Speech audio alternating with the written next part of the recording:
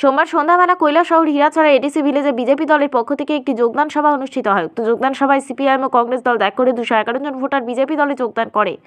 উক্ত যোগদান সভায় উপস্থিত ছিলেন উপজাতি কল্যাণ দপ্তরের মাননীয় মন্ত্রী বিকাশ দেববর্মা, উনকোটি জেলা পরিষদের সভাধিপতি অমরেন্দু দাস, উনকোটি জেলা পরিষদের সদস্য বিমল কর, কৈলাসহর বিজেপি মণ্ডলের মণ্ডল সভাপতি সিদ্ধার্থ দত্ত, বিজেপি জনজাতি মোর্চার রাজ্য কমিটির সদস্য জোসেফ ডালং, হীরাছড়া 21 নম্বর বুথের বিজেপি দলের বুথ সভাপতি শ্রীকুমার সরকার, সুনীল বাউরি, মরিয়া মুরাং থেকে শুরু করে অন্যান্য নেতৃত্বরা উপস্থিত ছিলেন।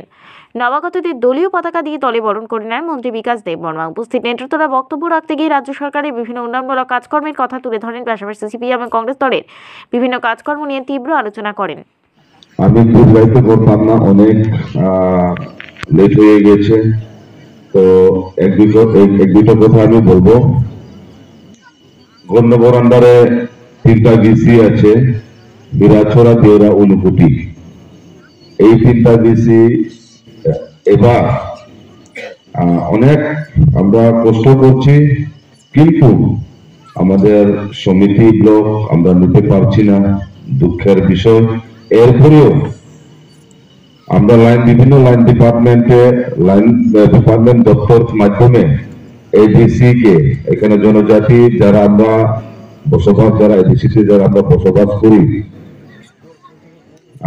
আমি আমার কার্যকর্তা আরো মন্ডল স্তর, ডিস্ট্রিক্ট স্তরের যারা আছে তার সাথে আমি লড়াই করে অনেক কিছু আমরা দিয়েছি।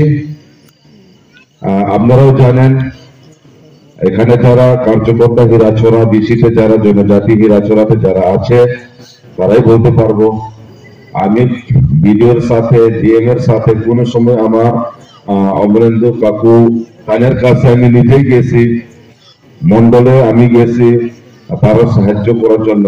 এদিকে এডিসির ক্ষেত্রে ঠিক আছে, আমরা জনজাতি লিডার, আমরা ফাইট করি। তো এর সাথে সাথে যদি আমরা মন্ডল স্তর, জেলা স্তরে যদি সাহায্য না করে তাহলে তো হইতো না। বন্ধুগণ, 4টার সময় মিটিং হওয়ার কথা ছিল, বিভিন্ন কারণে দেরি হয়েছে। আমি আমার আলোচনা দীর্ঘায়িত করবো না।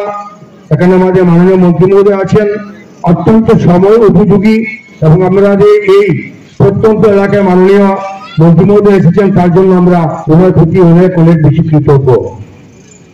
আজকে এই এলাকা অত্যন্ত প্রত্যন্ত অঞ্চল, এখানে মানুষ জীবন জীবিকা নির্বাহের ক্ষেত্রে অনেক কঠোর পরিশ্রম করছেন।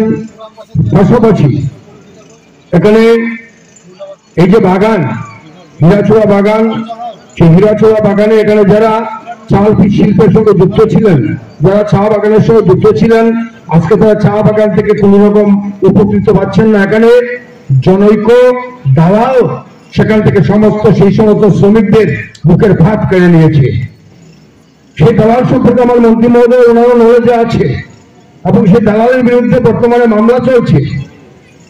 আমি 2023-এ